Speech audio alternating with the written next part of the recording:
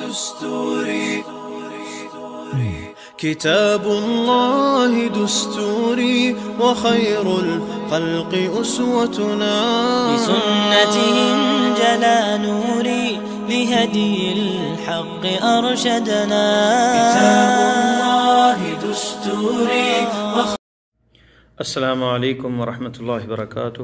الحمد للہ وحدہ والصلاة والسلام علی من لا نبی بعدہ. اما بعد فاعوذ باللہ السمیع العلیم من الشیطان الرجیم. رب اشرح لی صدری ویسر لی امری واحلل عقدۃ من لسانی یفقہوا قولی. معزز سامعین، یہ ہمارا 46واں درس ہے اہم دینی اسباق کا. آج کے ہماری اس نشست میں ہم طہارت کے مسائل پڑھیں گے. اللہ تعالیٰ کا فرمان ہے ان اللہ یحب التوابین و یحب المتطہرین. اللہ تعالیٰ بے شک توبہ کرنے والوں کو پسند کرتے ہیں اور پاکیزہ لوگوں سے، پاک رہنے والوں سے محبت کرتے ہیں. اسلام نے جہاں طہارت کا انتظام کیا ہے کہ ظاہری طور پہ بھی ہم طاہر ہوں، پاک ہوں، اور باطنی طہارت کا بھی اہتمام کیا ہے کہ ہم گناہوں سے بھی معاف ہوں. وضو ایک ایسی چیز ہے جس سے اللہ تعالیٰ ہمیں ظاہری طور پہ بھی صاف کر دیتے ہیں، اور وضو کے ساتھ جو ہے باطنی طہارت اس طرح ہوتی ہے کہ جو وضو کا پانی جب دھوتے ہیں ہم اعضائے وضو، تو ان قطرات کے ساتھ گناہ بھی دھل جاتے ہیں، ہاتھ کے، منہ کے، پاؤں کے گناہ، جیسا کہ احادیث میں آتا ہے. تو نماز کے لیے جو ہے وضو شرط ہے، اور وضو کے لیے بھی کچھ شرائط ہیں کہ وضو کن لوگوں کا وضو ہوتا ہے اور کن کا وضو نہیں ہوتا، کیا چیزیں ان میں پائی جانی چاہیے. تو 10 شرطیں ہیں وضو کے لیے. پہلی ہے الاسلام، مسلمان ہونا ضروری ہے. غیر مسلم وضو کرے گا تو وہ وضو نہیں کہلائے گا. عقل، پاگل مجنون جو ہے اس کی جو ہے وہ اس کا وضو جو ہے وہ نہیں ہوگا. اسی طرح تمیز، جو 7 سال عمر بنتی ہے، سن تمیز. نیت اور اس کا حکم، وضو کا جو ہے نیت جو ہے شروع سے لے کے آخر تک وہی نیت رہے. یہ نہ ہو کہ میں نظافت صفائی کی آزاد ہو رہا ہوں بس، بلکہ طہارت کی نیت ہو کہ یہ میں وضو کر رہا ہوں. اور اسی طرح 5ویں چیز ہے انقطاع موجب الوضو، یعنی جس چیزوں سے وضو واجب ہوتا ہے ان چیزوں سے رک جانا. یہ نہیں کہ وضو کے دوران جو ہے وہ اونٹ کا گوشت کھاتا رہے بندہ، یا پھر اس کی ہوا نکلتی رہے، یا اس کا پیشاب کے قطرے نکل رہے ہیں اور اسی دوران وضو بھی کر رہا ہے تو اس کا وضو نہیں ہوگا. اس طرح استنجا ہے، اگر وہ واش روم گیا ہے تو استنجا وغیرہ کرے گا، اور استجمار یا پھر جو ہے پتھر کا استعمال صفائی کے لیے. پانی کا پاک ہونا اور جائز ہونا پانی کا، اور ہر اس چیز کو زائل کرنا جو آپ کے باڈی پہ، آپ کے ناخنوں پہ لگی ہے، جو پانی نہیں پہنچنے دے رہی جلد تک، جیسے رنگ وغیرہ کوئی جو ہے اسے جو ہے اتار لیا جائے، یا نیل پالش ہے عورتیں جو استعمال کرتی ہیں. اور وہ بندہ جس کا حدث، یعنی جو وضو نہیں اور وقت نماز کا ہو گیا ہے، تو وہ بھی پھر وضو کرے گا. اس کے لیے شرط ہے نماز کے لیے کہ وضو کرے. اسلام، عقل، تمیز، یہ شرطیں جو ہیں یہ نماز کے لیے بھی ہیں، تمام عبادات کے لیے ہیں. تینوں شرطیں، اسلام، عقل اور تمیز. کیونکہ غیر مسلم جو ہے اس کا عمل جو ہے وہ اللہ کے ہاں قبول نہیں ہوگا، چاہے وہ طہارت ہے یا نماز ہے یا زکوٰۃ ہے، کیونکہ اس کا کفر جو ہے وہ عمل کے باطل ہونے کے لیے کافی ہے. اللہ فرماتے ہیں وَمَن يَكْفُرْ بِالْإِيمَانِ فَقَدْ حَبِطَ عَمَلُهُ. جس نے کفر کیا، وَمَن يَكْفُرْ بِالْإِيمَانِ، ایمان یعنی مسلمان نہیں ہے، انکار کیا ایمان کا، فَقَدْ حَبِطَ عَمَلُهُ، اس کا عمل برباد ہو گیا. وَهُوَ فِي الْآخِرَةِ مِنَ الْخَاسِرِينَ، اور آخرت میں وہ خسارے والوں میں ہوگا. سورہ مائدہ آیت نمبر 5. عقل، کیونکہ مجنون جو ہے، پاگل انسان جو ہے، مرفوع عنہ القلم، قلم اس سے اٹھا دیا گیا ہے. جیسا کہ حدیث میں آتا ہے رفع القلم عن 3، 3 بندوں سے قلم جو اٹھا لیا گیا ہے. اور ان میں آپ نے ذکر کیا مجنون کا، مجنون کہتے ہیں پاگل کو جس کی عقل غائب ہو جائے، اور عبادات کی شرطوں میں سے ایک شرط یہ ہے کہ عقل کا حاضر ہونا ضروری ہے، جس سے ہمیں پتہ چلتا ہے، فہم محسوس کرتے ہیں ہم اور سمجھتے ہیں۔ اور جس کی عقل غائب ہو تو وہ یہ عبادت جو ہے صحیح طریقے سے جو مطلوب ہے شریعت میں اس انداز سے وہ عبادت نہیں کر سکتا۔ جیسا کہ حدیث میں گزرا ہے، تمیز جو ہے، سن تمیز جو ہے، ان میں صبی جو ہے حتی یمیز، حدیث میں آتا ہے الصبی حتی یمیز، یعنی وہ بچہ حتیٰ کہ اس میں تمیز پیدا ہو جائے کہ جو طہارت اور نجاست میں تمیز پیدا کر سکے۔ اس لیے ہمیں حکم ملا مروا ابناءکم بالصلاۃ ل7، 7 سال کی عمر میں بچوں کو حکم دو نماز پڑھنے کا۔ تو 7 سال عمر ہے سن تمیز، جس میں بچہ جو ہے وہ طہارت اور نجاست میں فرق کر سکتا ہے، اور اسے حکم دیا جاتا ہے کہ وہ نماز پڑھے اور اس کے لیے وضو کرے۔ چوتھی جو اہم شرط ہے جو تمام عبادات کے لیے ہے وہ نیت۔ تو طہارت کے لیے بھی نیت شرط ہے، اور نماز کے لیے بھی، اور ہر عبادت میں نبی علیہ السلام نے فرمایا انما الاعمال بالنیات، عملوں کا دار و مدار نیتوں پر ہے، وانما لکل امرئ ما نوی، ہر بندے کے لیے وہی نیت ہے جو اس نے نیت کی ہے۔ اور نیت طہارت میں یہ ہے کہ اپنے دل سے یہ ارادہ کرے کہ وہ یہ اعمال کر رہا ہے اپنی طہارت کے لیے، اور وضو کے جو فرائض ہے وہ ادا کر رہا ہے۔ اور اگر اس نے یہ نیت نہ کی اور صرف یہ کیا کہ میں بس اپنے جسم کو صاف کر رہا ہوں، تو اس کی وہ طہارت شرعی طہارت نہیں کہلائے گی، جس کی یہ نیت ہے کہ وہ شرط ہے کہ وہ نیت کرے کہ یہ شرعی طہارت ہے جس کے ساتھ وہ نماز وغیرہ پڑھ سکتا ہے۔ 5ویں چیز جو ہے استصحاب حکمها بأن لا ينوي قطعها حتى تتم طہارته، شروع سے لے کے آخر تک نیت رہے۔ اگر نیت اس نے شروع میں کی، طہارت کی، اور درمیان میں وضو کرنے کے دوران نیت کو چھوڑ دیا اور کہا کہ بس میں اپنی صفائی کر رہا ہوں جسم کی اور یہ شرعی طہارت نہیں ہے، تو اس کی وہ نظافت ہی ہوگی، وہ طہارت کی وہ وضو نہیں ہوگا۔ 6ٹھی چیز ہے کہ وضو جو ہے جن چیزوں سے واجب ہوتا ہے، جن چیزوں سے ٹوٹ جاتا ہے وضو، ان چیزوں کو وضو کے دوران نہ کرنا،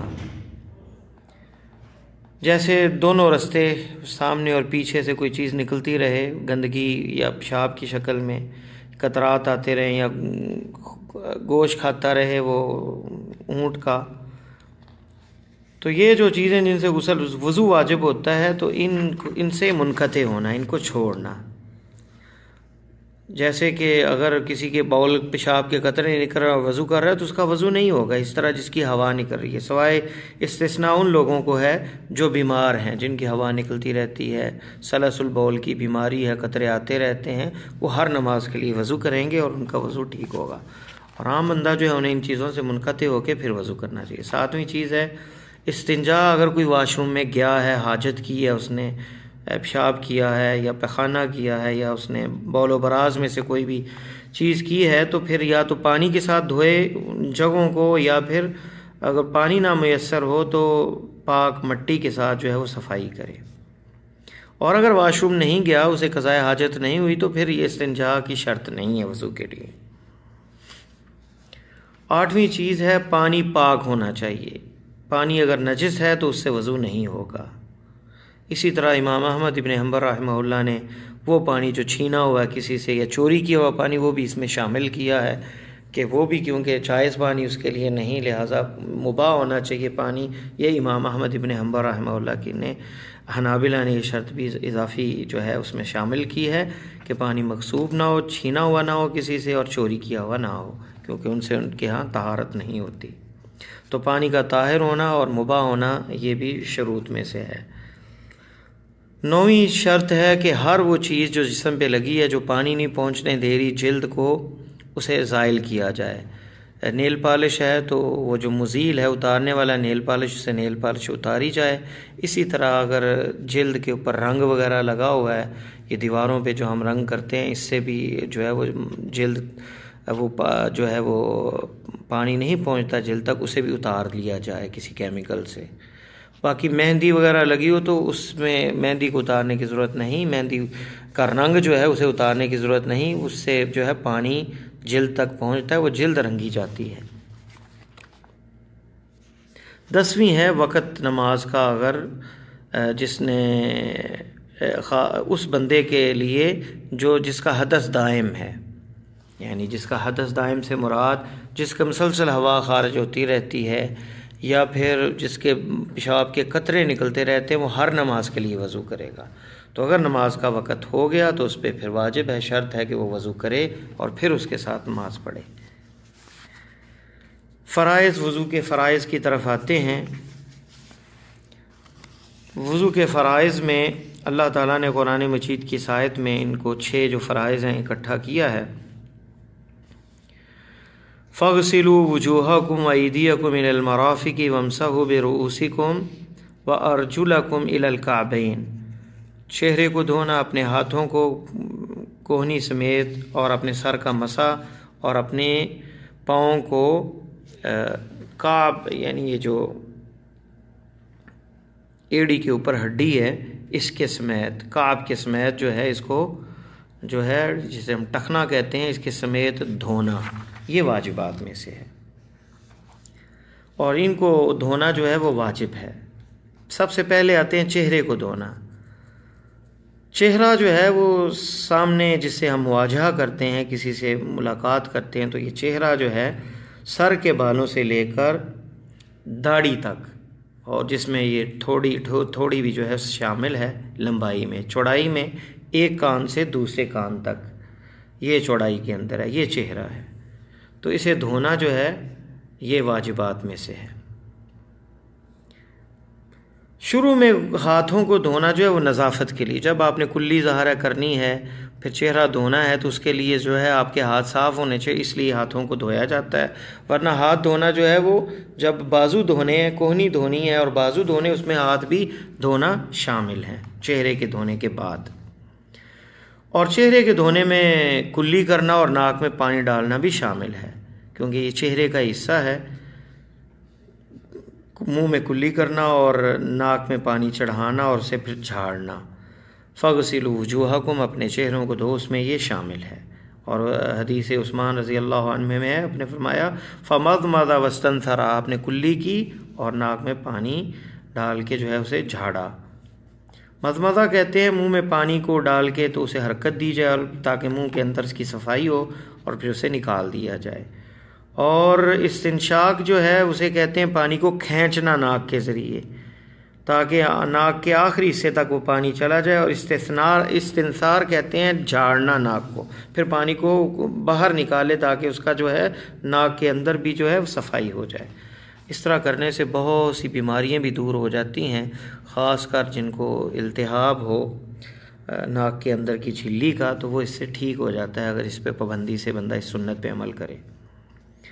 دوسرا واجب جو ہے ہاتھوں کو دھونا بازو سمیت، کوہنی سمیت، الی المرفقین، یعنی کوہنیوں سمیت جو ہے دھویا جائے، جیسا کہ آپ صلی اللہ علیہ وسلم نے سنت سے بھی، آپ کی احادیث سے بھی ثابت ہے کہ آپ کوہنی سمیت دھویا کرتے تھے۔ تو ہاتھوں سے لے کر کوہنی تک دھونا یہ بھی واجبات میں سے ہے۔ چہرے کے بعد پورے سر کا مسح کرنا، جیسے عبداللہ ابن زید رضی اللہ تعالیٰ عنہ کی حدیث میں ثم مسح رأسه بيديه فأقبل بهما وأدبر، آپ نے پھر اپنے سر سے، ہاتھوں سے سر کا جو ہے مسح کیا، پیچھے سے آگے اور پھر آگے سے پیچھے کو لے کے گئے،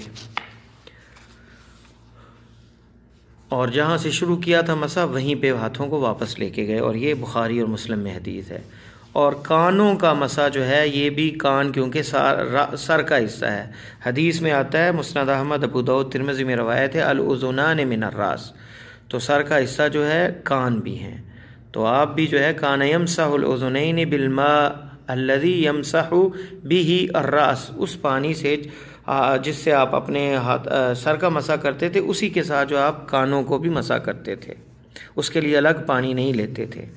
اپنا جو سبابہ ہے یہ شہادت کی انگلی اندر ڈالتے اور اپنا جو انگوٹھا ہے اس کو کان کے اوپر رکھتے اور اندر سے پورا گھماتے، اور یہ انگوٹھے کے ساتھ کان کے پیچھے سے جو ہے مسح آپ کرتے، اور یہ جو ہے یہ بھی فرض میں سے ہے، یعنی کانوں کا مسح کرنا اور سر کا مسح کرنا۔ کچھ لوگ گردن کا مسح کرتے ہیں، اس بارے میں ایک حدیث ہے لیکن وہ ضعیف ہے، صحیح سنت سے ثابت نہیں ہے۔ پاؤں کو دھونا غسل الرجلین مع الکعبین، ٹخنے کے سمیت۔ تو الا جو ہے اس میں کا معنی یہاں مع ہے، یعنی ٹخنوں کے سمیت جو ہے دھویا جائے، جیسا کہ احادیث میں بھی آتا ہے۔ تو ان اعضاء کو ایک دفعہ دھونا جو ہے وہ واجب ہے،